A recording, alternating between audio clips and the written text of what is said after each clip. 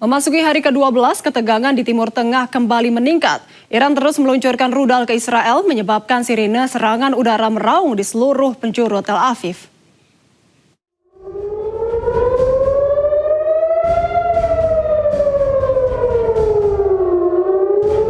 Sirine serangan udara berbunyi di seluruh penjuru Tel Aviv saat rudal balistik Iran melintas di langit seiring konflik dengan Iran memasuki hari ke-12. Rekaman video pada Rabu pagi menunjukkan sistem pertahanan udara Israel mencegat rudal, sementara warga bergegas mencari tempat berlindung. Serangan rudal dan pesawat tak berawak yang menargetkan pangkalan militer Israel dan Amerika Serikat di seluruh wilayah tersebut terjadi setelah sebelumnya Israel dan Amerika Serikat melancarkan operasi militer gabungan terhadap Iran.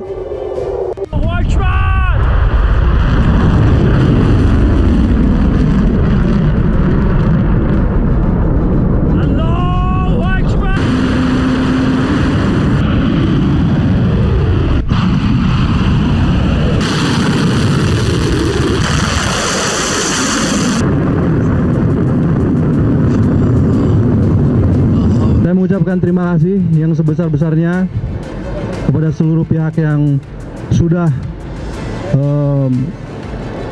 bekerja keras hingga proses pemulangan saudara-saudara kita bisa berjalan dengan baik.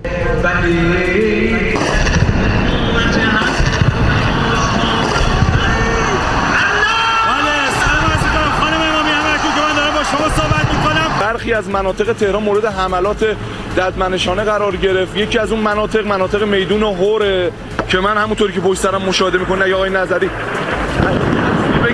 بازم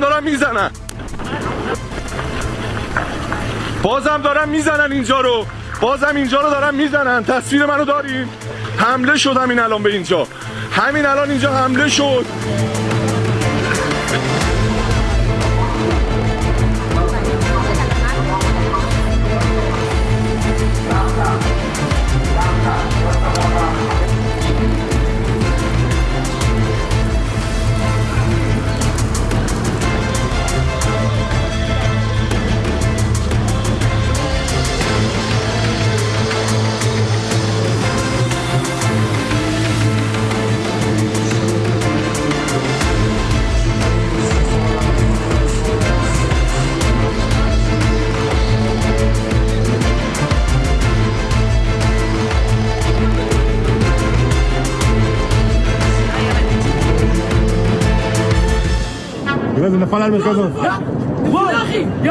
Militer Iran merilis rekaman peluncuran sejumlah rudal barat. Israel, pangkalan di Irak dan Bahrain menjadi targetnya. Sistem pertahanan udara Israel berupaya mencegat serangan. Namun beberapa rudal berhasil lolos dan menghantam daerah perkotaan. Warga Israel panik dan berlarian ke jalanan saat ledakan terjadi.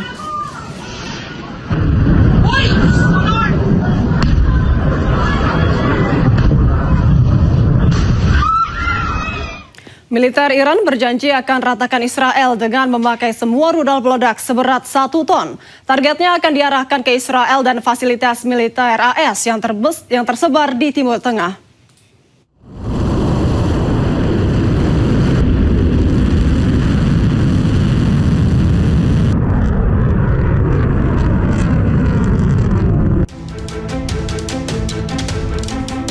Iran semakin gencar membombardir dan meratakan kota-kota di Israel.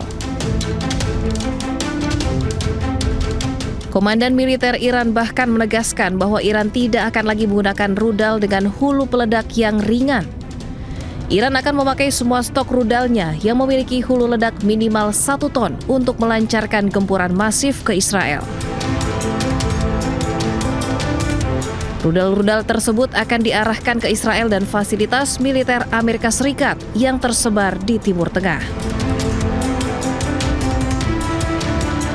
ساعتی قبل موج 34م عملیات وعده صادق 4 در شب شهادت مولا الموحدین با رمز مقدس یا علی ابن ابی طالب علیه السلام علیه پایگاه‌ها و مراکز نظامی و پشتیبانی آمریکا و رژیم صهیونیستی با موشک‌های نقطه‌زن و سرهای جنگی بالای 1 تن به اجرا درآمد و من نصر إلا من عند الله العزيز الحكيم.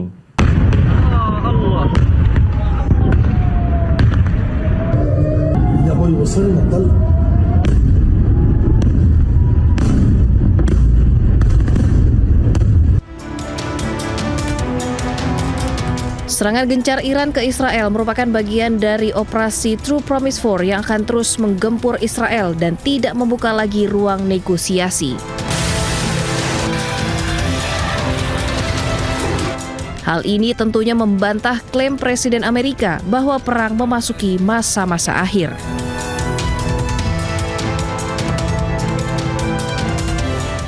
Menteri Pertahanan Amerika Pete Hegseth menuding Iran menembakkan rudal dari sekolah dan rumah sakit.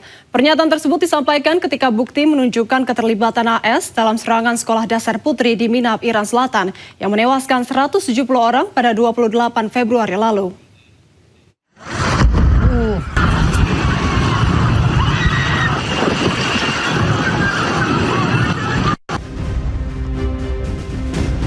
Amerika Serikat mengklaim penyelidikan serangan ke sebuah sekolah dasar putri di Minab, Iran Selatan yang menewaskan 170 orang pada 28 Februari lalu masih berlangsung.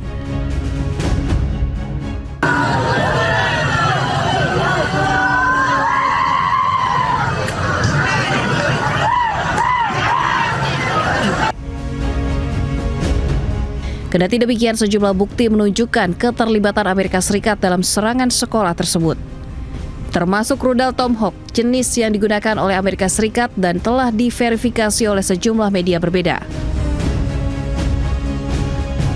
Alih-alih terpojok dan terdesak, Menteri Pertahanan Amerika Serikat justru menuding Iran menembakkan rudal dari sekolah dan rumah sakit. The mullahs are desperate and scrambling. Like the terrorist cowards they are, they fire missiles from schools and hospitals. Deliberately targeting innocents because they know their military is being systematically degraded and annihilated. Sebelumnya serangan terjadi di dekat sekolah dasar putri Shajareh Tayyibeh di Minab, Iran Selatan 28 Februari lalu. Media Iran melaporkan sekitar 170 orang termasuk anak-anak tewas dalam serangan. Komponen rudal Tomahawk bertuliskan Made in USA diduga ditemukan di antara reruntuhan sekolah dasar di Minab, Selatan Iran. Sebelumnya, Presiden AS Donald Trump membantah bertanggung jawab atas serangan rudal di sekolah dasar di Minab, Iran.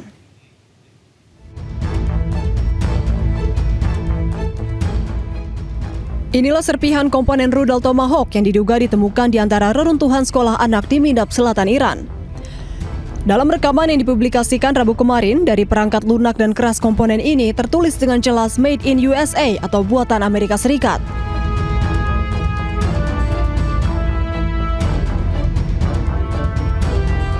Namun hingga kini lokasi pasti komponen ini belum dapat diverifikasi secara independen.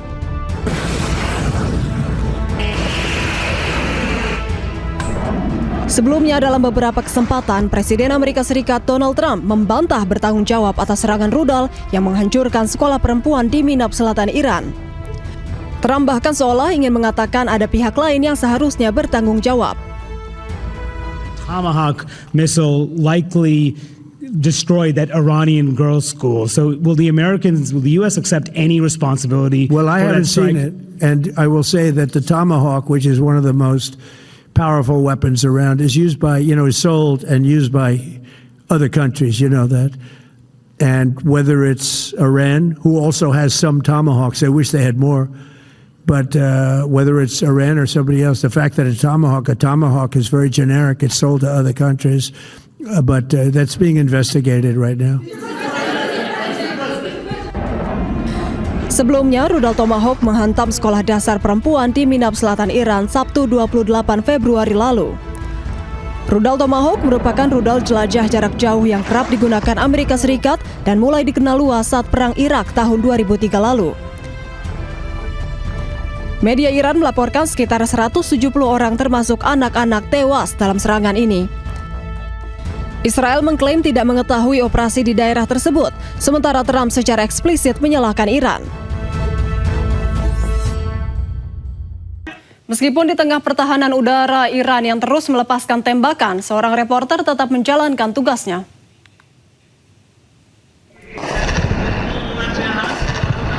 Seorang reporter Iran tetap melakukan tugasnya menyampaikan laporan saat pertahanan udara Iran terdengar melepaskan tembakan. Reporter bernama Yosef Salame ini tetap berdiri di tengah lautan masyarakat yang membawa bendera Iran. Dirinya menggambarkan suasana di tempat dirinya bertugas bahwa masyarakat Iran tetap tegak berdiri dan tidak takut. Dalam laporan yang disiarkan langsung tersebut, Yosef juga menyatakan kesetiaan masyarakat Iran kepada mendiang Khamenei.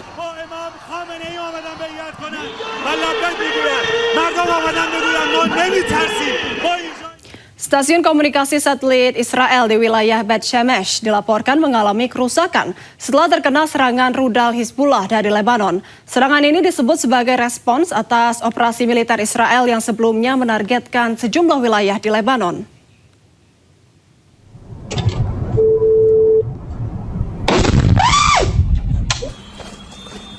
Inilah detik-detik stasiun satelit Israel diserang oleh rudal Hizbullah di kawasan Lembah Ela dekat kota Bet Shemesh pada Selasa waktu setempat. Nampak puing-puing berserakan serta sejumlah piringan satelit yang rusak di lokasi tersebut. 2 orang dilaporkan mengalami luka ringan dan telah dievakuasi. Sebelumnya, kelompok Hizbullah mengklaim telah meluncurkan sejumlah rudal presisi yang menargetkan fasilitas komunikasi Israel di bawah Divisi Komunikasi dan Pertahanan Siber Angkatan Darat Israel. Lokasi fasilitas yang disasar dilaporkan berada sekitar 160 km dari perbatasan Lebanon. Serangan ini disebut sebagai balasan atas operasi militer Israel yang menargetkan puluhan kota di Lebanon termasuk di Beirut.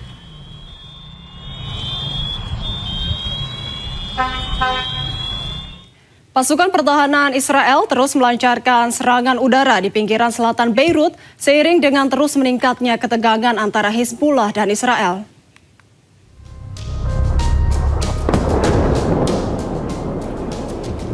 Rekaman video menunjukkan kepulan asap hitam tebal membumbung setelah suara ledakan mengguncang area permukiman warga di pinggiran selatan Beirut, Lebanon.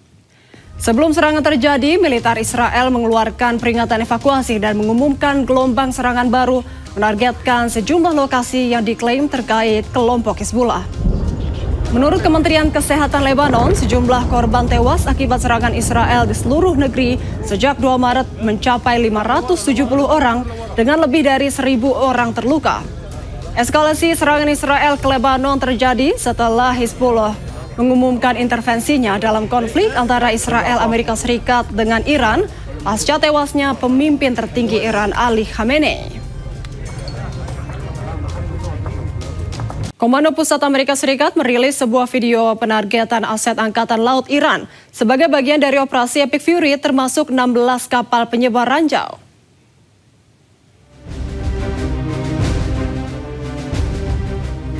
Serangan terhadap kapal-kapal Iran diduga di perairan yang penting bagi keamanan Amerika. Rekaman video ini menunjukkan serangan yang diduga menargetkan Angkatan Laut Iran. Sementara itu, Amerika Serikat mengklaim serangan terhadap kapal-kapal Angkatan Laut Iran, termasuk 16 kapal penyebar ranjau di dekat Selat Hormuz. Sebagai bagian dari operasi Epic Fury, Amerika Serikat menghantam puluhan kapal termasuk 16 kapal penyebar ranjau.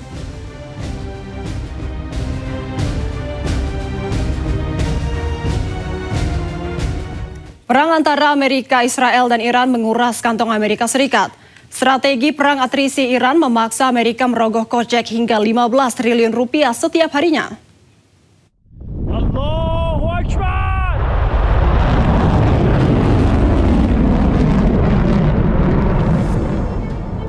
Perang Amerika, Israel, dan Iran telah menguras kantong Amerika Serikat. Pasalnya, Amerika melancarkan operasi militer besar terhadap Iran yang biayanya tak sedikit. Dalam perang ini, Amerika harus merogoh kocek hingga 15 triliun rupiah per hari. Meski Presiden Trump telah memberi sinyal perang akan segera berakhir, namun semakin hari beban operasi militer yang harus ditanggung Amerika semakin membengkak. Situasi di medan perang yang dinamis membuat biaya perang tak bisa diprediksi. Di sisi lain, Iran siap meladeni Amerika Serikat dan Israel dalam jangka panjang. Apalagi Iran diprediksi menerapkan strategi perang atrisi untuk menguras kocek Amerika Serikat. Taktik perang atrisi ini dirancang untuk menimbulkan biaya besar karena harus berhadapan dengan taktik asimetris dengan jangka waktu yang panjang.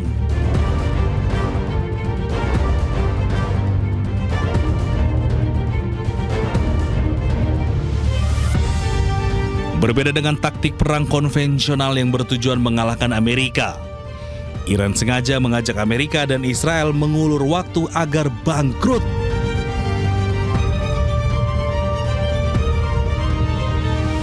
Perang dalam waktu lama butuh anggaran besar. Menurut praktisi dan pengajar hubungan internasional Dina Prapto Raharja, hal ini sengaja dilakukan sebagai strategi Iran kuras uang Israel dan Amerika Serikat. Dikabarkan memang di Kongres akan ada pertemuan untuk membahas jumlah anggaran yang diminta dari pihak Presiden Trump kepada Kongres. Jadi itu sebabnya di Amerika Serikat sedang ramai itu berita soal berapa sebenarnya kalkulasi anggaran yang sudah keluar. Dan angkanya sangat fantastis ya, apalagi dalam 2 hari serangan yang pertama. Dan seperti tadi disampaikan, karena bentuk perlawanan dari Iran itu adalah perang atrisi, perang yang memang mengulur waktu supaya resources-nya, sumber dayanya lawan itu sampai habis, exhausted, maka sebenarnya si Amerika Serikat juga lagi berpikir-pikir nih gimana caranya supaya dengan uang yang ada bisa lebih lama gitu, panjang. Sehingga kalau di minggu-minggu pertama kemarin itu penggunaan senjatanya yang sifatnya presisi, dan itu tentu jauh lebih mahal harganya.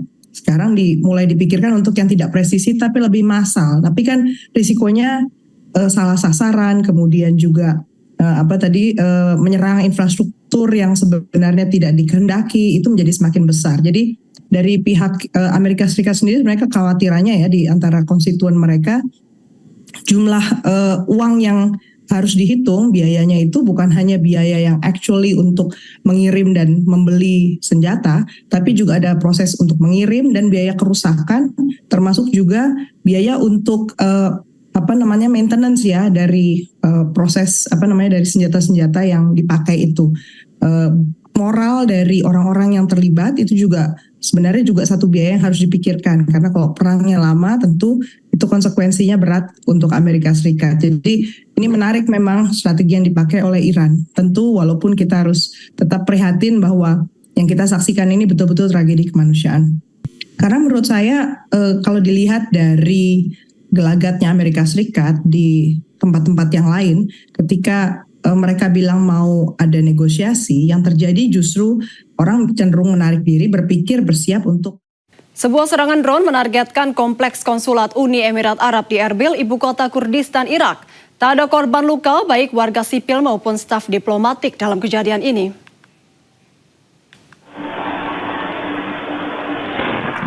Suara ledakan yang disertai kebakaran dan asap tebal mengepul di dekat konsulat Uni Emirat Arab di Erbil, Kurdistan Irak pada Senin malam waktu setempat. Otoritas setempat menyatakan pesawat tanpa awak menghantam area di sekitar gedung konsulat dan menyebabkan kerusakan material pada sebagian bangunan. Sementara itu, pemerintah Uni Emirat Arab mengecam keras serangan drone ke konsulatnya di Erbil.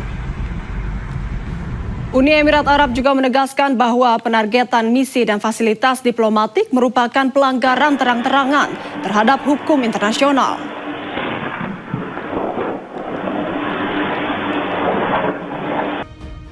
Seorang warga negara Indonesia menceritakan pengalamannya saat berada di tengah gempuran rudal di kota Teheran, Iran.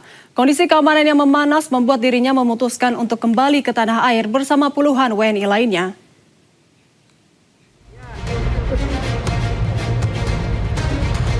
Dua WNI dari Iran tiba di Bandara Soekarno-Hatta, Tangerang, Banten pada Selasa sore.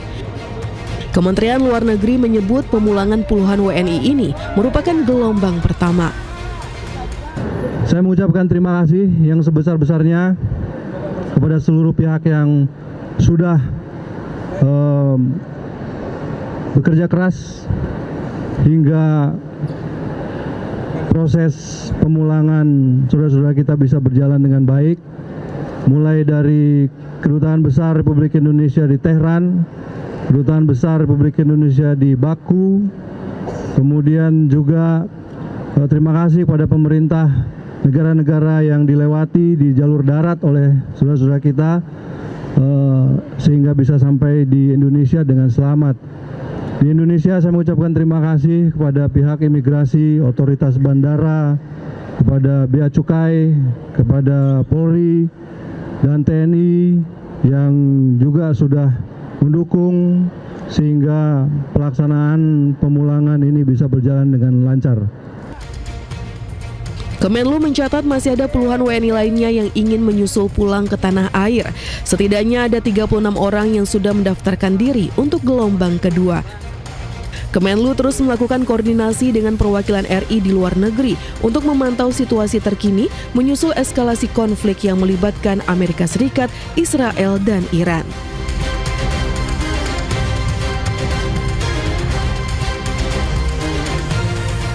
Perang Timur Tengah yang belum mereda dinilai berpotensi memengaruhi penyelenggaraan ibadah haji 2026. Oleh karena itu, pemerintah menyiapkan 3 skenario untuk mengantisipasi kondisi ini. Skema seperti apa yang telah dirumuskan oleh Dalam rapat bersama Komisi 8 DPR RI, Menteri Haji dan Umroh Irfan Yusuf menjelaskan telah menyiapkan 3 skenario penyelenggaraan haji 2026 untuk mengantisipasi Perang Timur Tengah yang kian meluas. Dalam skenario itu, Kemenhaj akan melakukan mitigasi jalur udara menuju Arab Saudi dengan mengalihkan rute penerbangan menjauhi wilayah perang. Pemerintah juga mempertimbangkan perubahan waktu penerbangan serta berkoordinasi dengan otoritas penerbangan Arab Saudi untuk memastikan keselamatan jalur penerbangan bagi jemaah Indonesia. Beberapa skenario yang kemungkinan kita mitigasikan. Pertama, ibadah haji tetap berangkat di tengah situasi konflik. Dengan kondisi Arab Saudi membuka penyelenggaraan ibadah haji, negara Indonesia memutuskan memberangkatkan meski kemungkinan berisiko tinggi. Terhadap skenario ini, Kementerian Haji dan Umroh perlu melakukan mitigasi jalur udara (air bridge) ke Arab Saudi berupa skenario pengalihan rute penerbangan menjauhi zona konflik, di antaranya Irak, Syria, Iran, Israel, UEA, dan Qatar. Yang kedua, skenario kemungkinan pemerintah Saudi membuka, namun Indonesia membatalkan keberangkatan. Dengan kondisi seperti ini, karena risiko keamanan dunia terlalu besar bagi keselamatan jamaah haji warga negara Indonesia.